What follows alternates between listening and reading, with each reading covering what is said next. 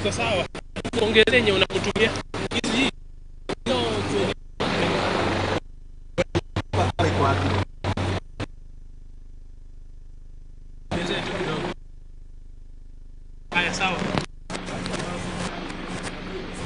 kwanza mradi huu wa barabara hii ya kilomita 230, kwa sababu tutakuwa na barabara kutoka pale Kamandura kufika hapa kufika Naivasha, na kutakuwa hiyo ni barabara leni 4, alafu kupitia chini barabara ambayo inatoka Kamandura kwenda chini Maimahiu, alafu baadaye kuja Naivasha leni 4, kutoka Naivasha kupitia hapa Gilgil kwenda Nakuru itakuwa barabara leni 6, na kutoka Nakuru leni 4 zingine mpaka Maimahiu.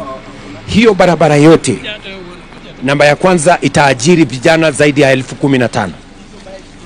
Jambo la pili, tutakuwa na suppliers, wale wafanyabiashara wa hapa, wafanyabiashara wa simiti, wafanyabiashara wa chuma, wafanyabiashara ya mawe, wafanyabiashara wa kware, wafanyabiashara wa kokoto. Hiyo biashara zote quarries ambazo ziko hapa waanze kujipanga, kwa sababu wao ndio watasupply zile material ambayo itatumika katika hii barabara. Jambo la tatu, wote ambao wanaishi katika sehemu hii, pia wakati barabara hii inajengwa kutakuwa na biashara ya aina tofauti tofauti, na tumehakikisha kwamba katika barabara hii kutakuwa hapa na interchange ya kupeleka watu kwenda why do we have to have a loudspeaker, you know, interchange ya kwenda hapa Gilgil. Kutakuwa na interchange viaduct actually pale Nakuru, na tutahakikisha kwamba zile barabara ambazo ni za sehemu hii, kama moja ya kutoka mahali inaitwa Kanyariri pale kwenda Gilgil, tutatengeneza hiyo barabara iwe ni barabara mbadala, you know, alternative route wakati hii barabara inajengwa. Pia tutaangalia barabara nyingine, kuna barabara nyingine hapa Kikopei inaenda ikielekea Naivasha, pia hiyo tutaangalia, ndio tuhakikisha kwamba hiyo sehemu yote pia inashughuliwa barabara za hapa. So there is already a huge support to the community here, the business people here, those who will be supplying sand, those who will be supplying concrete, those who will be supplying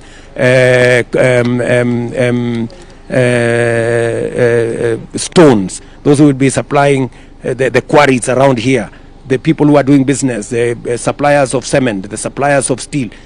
All those people will be in the equation as we develop this road. It is a road where I have been assured by the contractors 60% at the minimum of all procurement will be done in Kenya.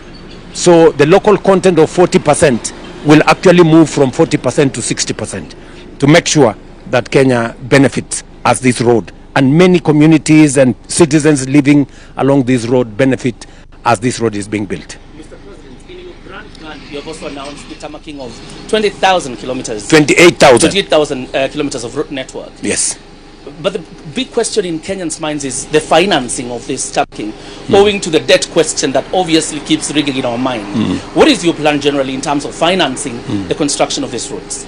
Just for the record, the road you see here, we're not paying a single coin. This road is funded by PPP, private-public partnership, all right? The 2,500 kilometers of tarmac that I have said, highway, the 2,500 kilometers of highway will be funded again by the same private-public partnership, innovative financing. The rest of the roads in Kenya, I have already told the people of Kenya, the law was changed. I signed it last week into law that we're going to have a national infrastructure fund. The National Infrastructure Fund is going to get funding from our budget, from proceeds of privatization, from royalties of our natural resources, and leveraging on that from the private sector.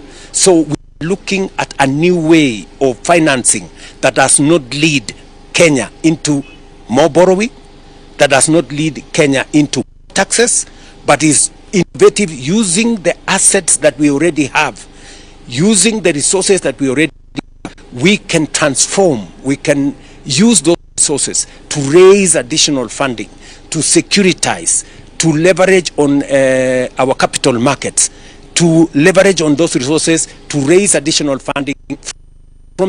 We have a lot of resources in the private sector, but unless you have an instrument, a mechanism, an agile, tool for you to use in leveraging the private sector, you will not be able to achieve the resources that will transform this country. And that is why I am very clear in my mind, and I want to tell the good people of Kenya, the people who have given me an opportunity to be president and to lead this nation, I want to assure them that the 5 trillion plan, by next year, 2026, I already have a plan on how we are going to raise half that amount to next year, and then in the coming year, and run all these projects, because this is what ambition is all about. This is what big thinking is all about. This is about what creativity and innovation is all about. This is what other countries have done. They haven't done any miracles. They've just organized their resources, they've organized themselves, they've thought better, they have planned smarter, and that is how Kenya is going to move forward. When I said we are going to do affordable housing, markets and hostels, many people did not believe it. Today, we have signed contracts of 600 billion. In this county alone of Nakuru, we have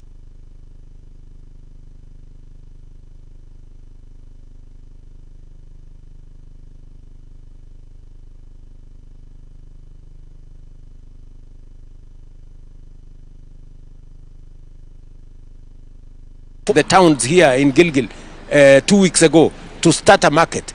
That is what is going on around Kenya, and that is how we are going to build this. And let me tell you, the challenge they have always had is small, making average what is the norm and acceptable. We must get rid of that. We must think bigger, we must plan smarter. Let me follow up that question very quickly before Nsare comes in, and particularly PPP, because rate of CRBC, for example, evokes those emotions of, is this another, what is the model?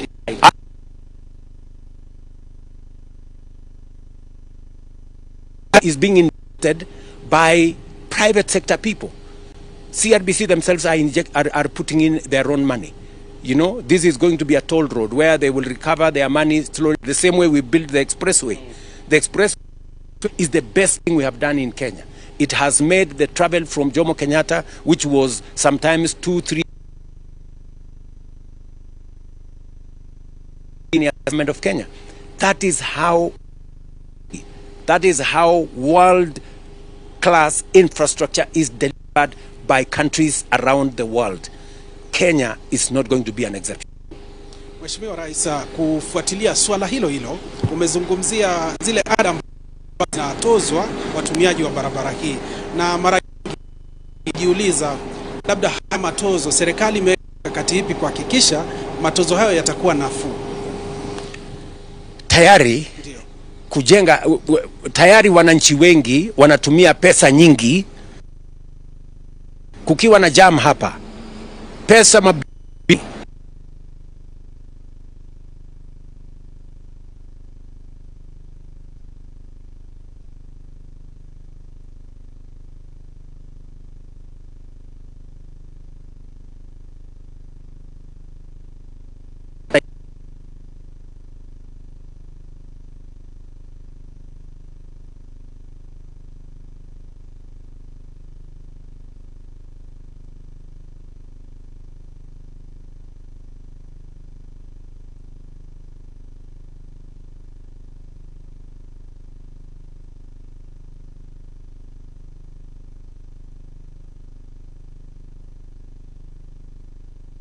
sensitive.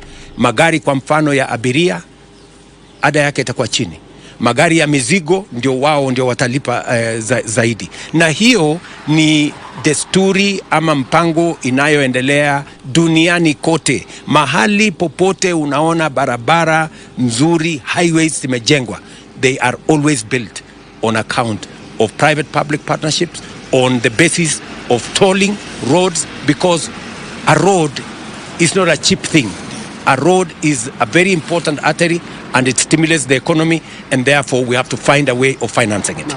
Mheshimiwa, asante sana kwa jibu hilo, na nizungumzie swala lingine ambalo linajitokeza. Labda kuna mpango wa fidia kwa wale labda wataathirika katika mradi huu? Barabara tayari tuko na, we have already a corridor, so there will be no need to move anybody from anywhere, so that does not arise. Your Excellency, you revealed part of your grand plan again when you were in Uganda, and it's good you mentioned about this corridor because it's very important. But you also mentioned about the extension of the SGR all the way to Malaba. Sometimes there have been a sense of hesitation, particularly from the other side, in terms of starting the SGR. What agreement do you have, particularly with the government of Uganda, to ensure that it doesn't just stall at Malaba, it completes the corridor? For your information, I have had a conversation with President Museveni. The government of Uganda is 100% aligned to what we are doing here in Kenya. The extension of the road, dualling of this road to Malaba, already has set the stage for it. When it gets to Malaba, it should go all the way to the border with DRC.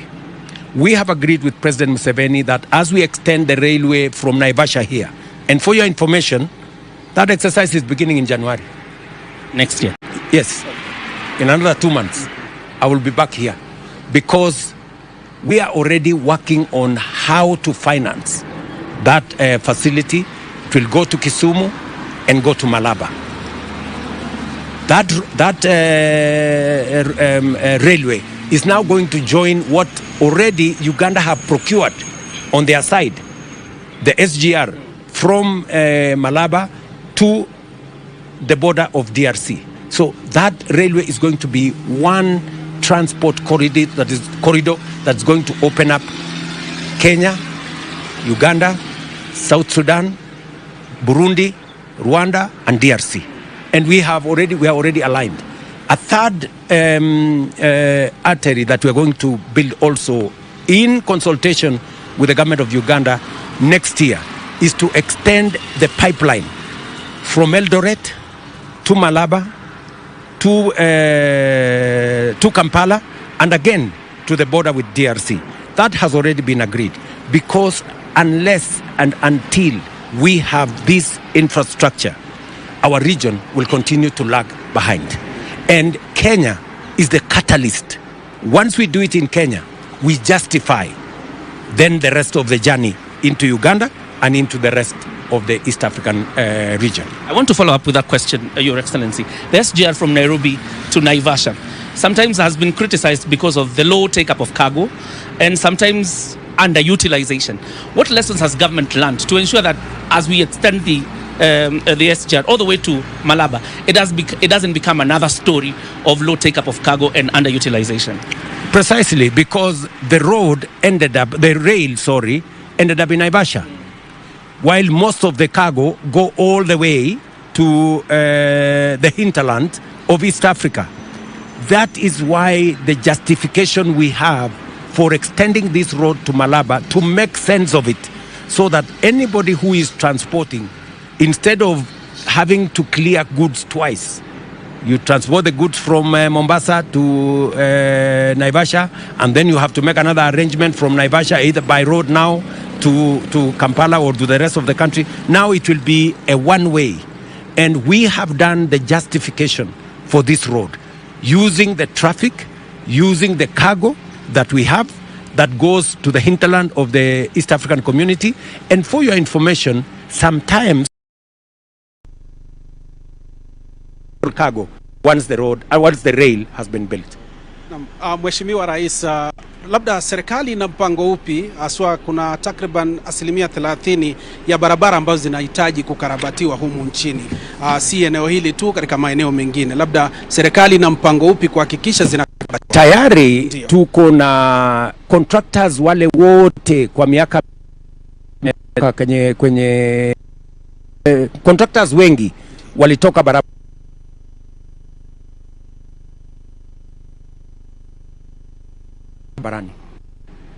na tuko na awamu ya pili, tumelipa 80%, tunalipa 20% kabla ya Disemba. Tuko na program ingine ambayo itatupatia another 120 million yenye itasukuma ujenzi hizo barabara zote sasa zimeanzishwa. Lakini vile vile kupitia kwa program ya National Infrastructure Fund % kabla ya Disemba, tuko na program ingine ambayo itatupatia another 120 billion next year yenye itasukuma ujenzi wa hizo barabara zote mpaka zikamilike by 2027. Hizo barabara zote ambazo kwa sasa zimeanzishwa.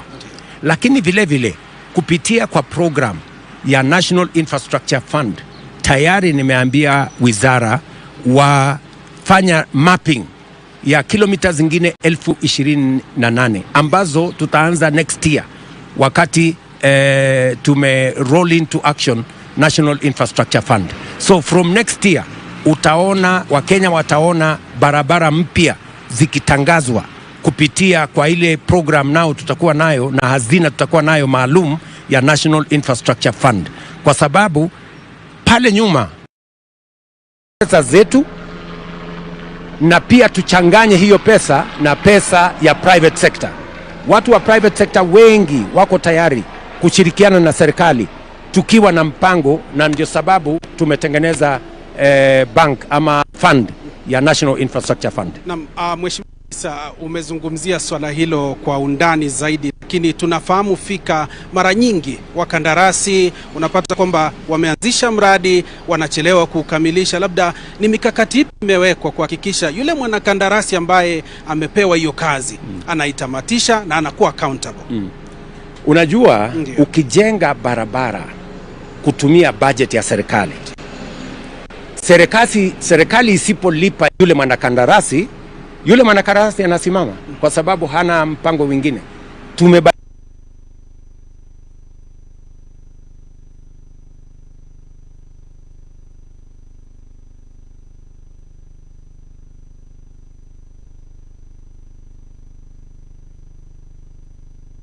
Ya private sector. Watu wa private sector wengi wako tayari kushirikiana na serikali tukiwa na mpango, na ndio sababu tumetengeneza bank ama fund ya National Infrastructure Fund. Na Mheshimiwa Rais, umezungumzia swala hilo kwa undani zaidi, lakini tunafahamu fika mara nyingi wakandarasi unapata kwamba wameanzisha mradi wanachelewa kukamilisha. Labda ni mikakati ipi imewekwa kuhakikisha yule mwanakandarasi ambaye amepewa hiyo kazi anaitamatisha na anakuwa accountable? Unajua, ukijenga barabara kutumia budget ya serikali, serikali isipolipa yule mwanakandarasi anasimama kwa sababu hana mpango mwingine. Tumebadilisha sasa kwamba ujenzi wa barabara utakuwa ni serikali inachangia kiasi, lakini yule pia ambaye anajenga hiyo barabara kupitia kwa private public partnership pia na yeye atachangia sehemu. Jambo la kwanza. Jambo la pili, kupitia kwa program ya National Infrastructure Fund, ile pesa tulio nayo kama ni 20% ya ile barabara tutaifanya, kwa sababu sasa tutakuwa na hazina which is agile. Sasa kupitia kwa ile hazina tuta leverage pesa kutoka private sector, ndio contractor awe na pesa ya kutosha mpaka hiyo barabara ikamilike. So we will have not only the resources to start the road, but under the National Infrastructure Fund we will have clarity on the start and the finish of every infrastructure that we develop, whether it is a road, whether it is an electricity line, whether it is a dam. We will have sight, because we will use our own resources to leverage resources from the private sector to make sure that we have resources to start and finish every project.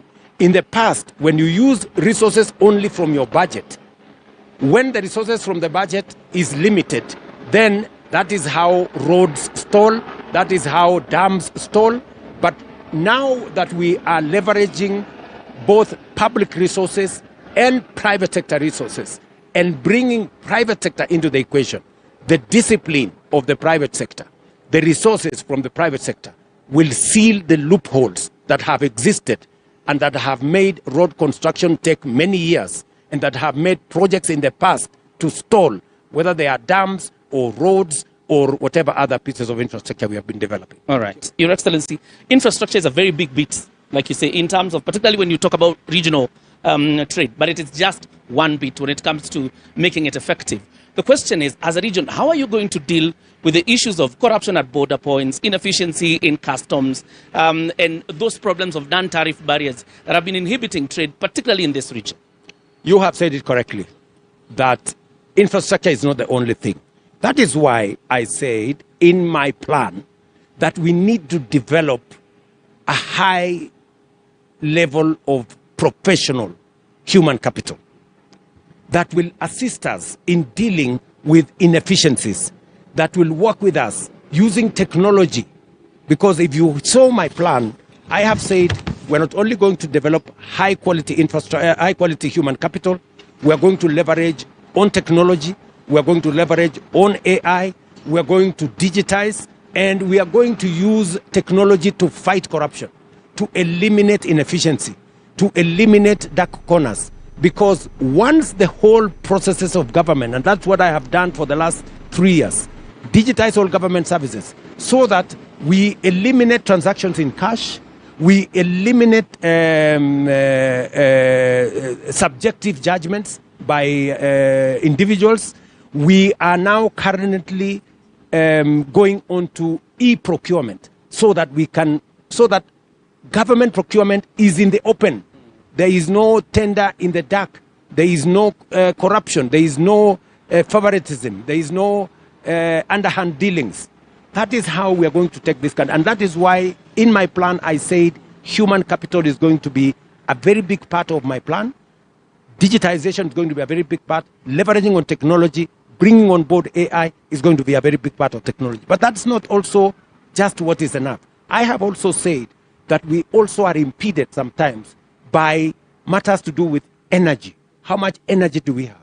We have said we're going to develop another 10,000 megawatts of energy. We have the instruments to do it. We have been doing it in terms of public-private partnership, leveraging on power purchase agreements. We need to think bigger. And finally, I have also said that we have to be a net exporter of goods, services, and products from Kenya. As we talk today, on one thing alone, on food, we are importing 500 billion. We first need to plug that. And that is why I'm insisting that we need to develop water harvesting, water storage infrastructure, dams, micro dams, mega dams, mini dams, to make sure that we grow enough food and we become a net exporter of many things, because we already have the markets. We have a market in Europe, which was open to us last year, a market of 450 million people, 26 countries. We have a market in the United States. We have a market in China, and we have the biggest market in Africa, the Africa Continental Free Trade Area.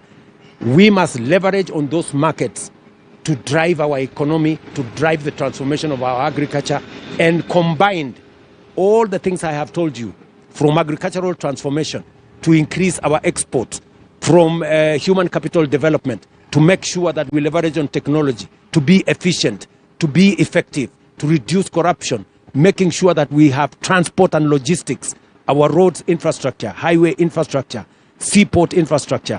I have told you that next year we're going to advertise for the construction of a new airport at Jomo Kenyatta International Airport, making sure that we have energy to be able to drive new technology.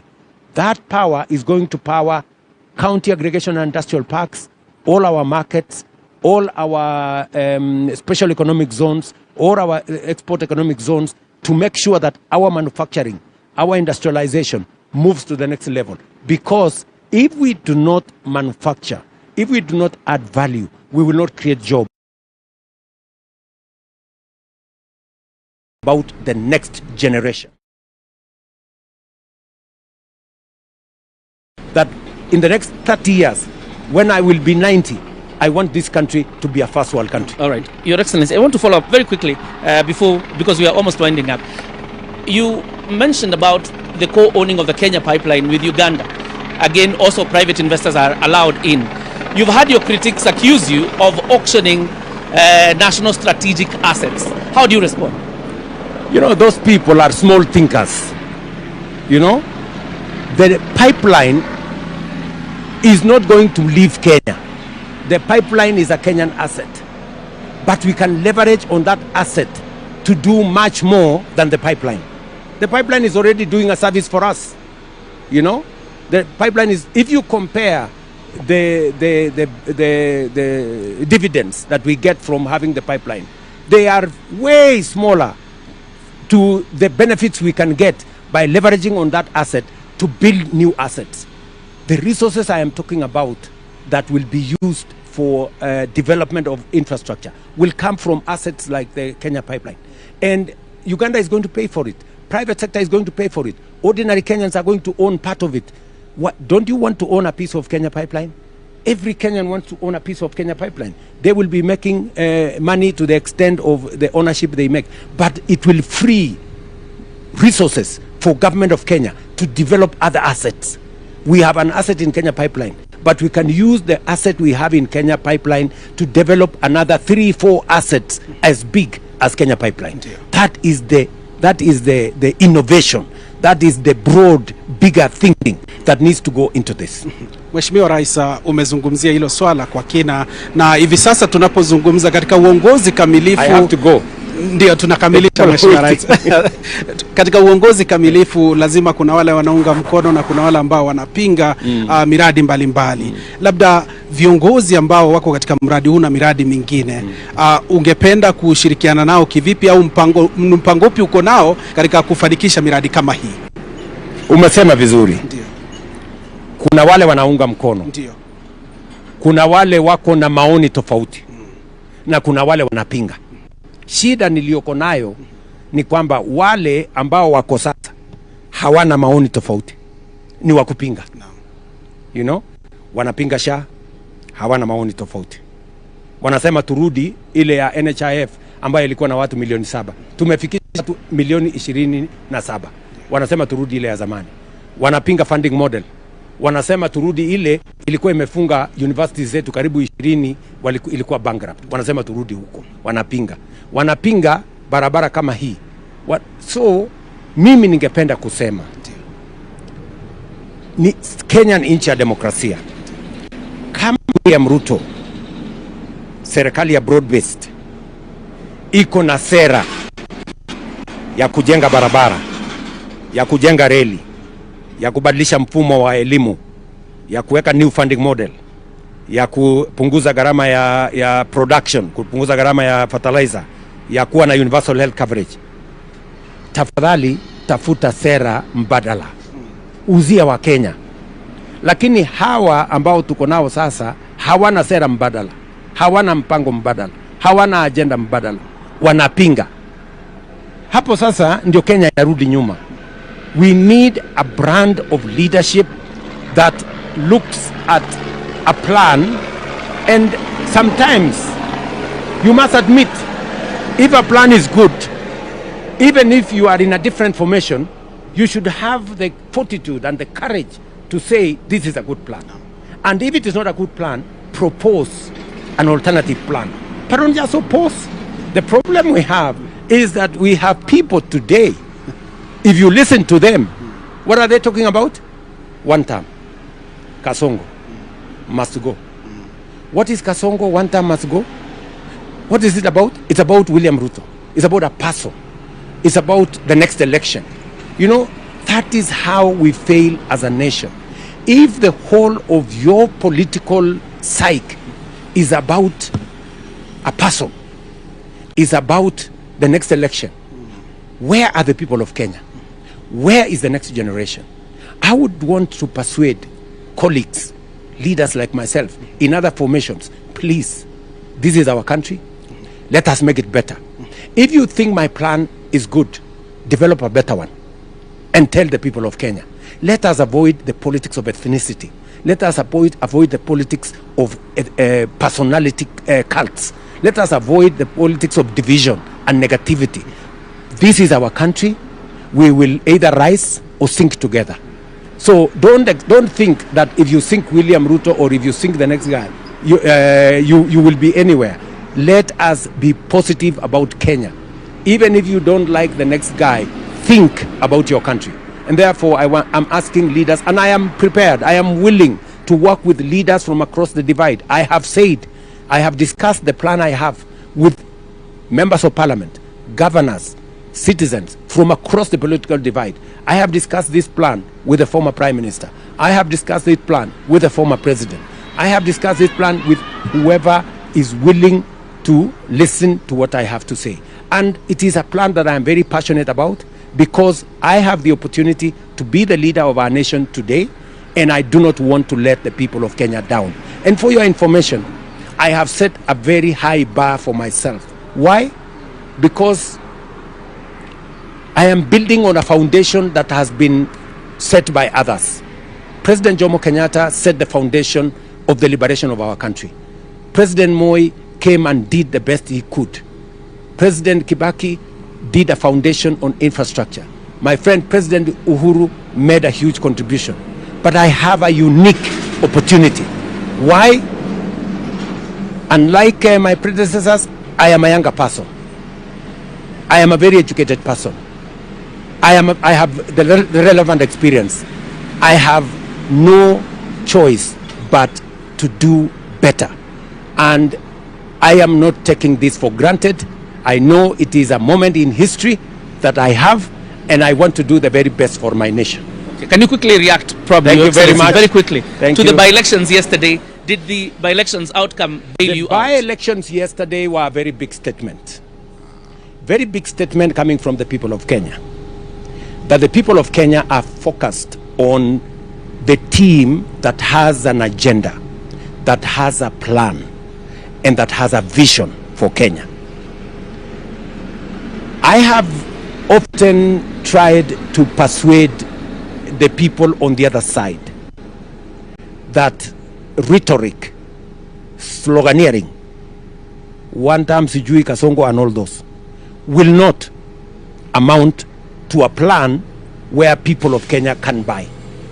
The people of Kenya are very intelligent people. They can make a difference between the team with a plan and the team without. And yesterday, they sent a very powerful message. And I hope the people on the other side are listening. They sent a very powerful message that they are not interested in ethnicity, they are not interested in division, they are not interested in rhetoric, they are not interested in sloganeering. They want to see a credible plan, a team that has an agenda for the people of Kenya. And the outcome of that election is a big statement to everybody. Naam, Mheshimiwa, shukran sana kwa kutupa fursa kuzungumza nawe na vile vile watazamaji pia kufuatilia na kufahamu ajenda yako ya miundo msingi na vile vile maendeleo ya taifa. Na mimi nawashukuru wa Kenya wote. Haingewezekana tufike hapa bila ya support ya Wakenya. Kuna wale wananiunga mkono, kuna wale wananikosoa kwa sababu wanataka nifanye bora zaidi. Hawa wote mimi nawashukuru kwa sababu hivyo ndivyo tutajenga taifa letu la Kenya. It is not always that people may agree with you 100%. Some, criticize me out of them wanting me to do better. And I appreciate that. They make my thinking, they make my planning better. They point out some of the gaps that are there, and I appreciate that.